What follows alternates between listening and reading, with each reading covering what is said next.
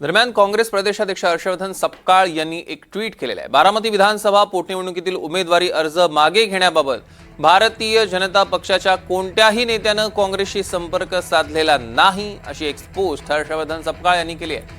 आणि या संदर्भात प्रसारित होत असलेल्या बातम्या ह्या खोट्या आणि दिशाभूल करणाऱ्या आहेत, अशा अफवा मुद्दाम पसरवून भारतीय जनता पक्ष राष्ट्रवादी काँग्रेसची फसवणूक करते आहे, अशी टीका सुद्धा हर्षवर्धन सपकाळ यांनी केलेली आहे।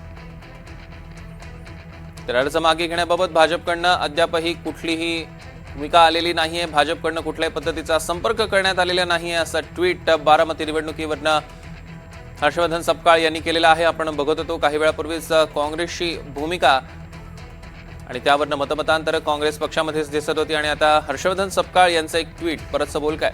अर्ज मागे घेण्याबाबत भाजपकडनं कोणीही संपर्क साधलेला नाही, असं ट्विट हर्षवर्धन सपकाळ यांनी केलेलं आहे। त्यामुळे बारामती निवडणुकीबाबत आता प्रत्येक क्षणाला वेगवेगळे अपडेट्स आणि वेगवेगळ्या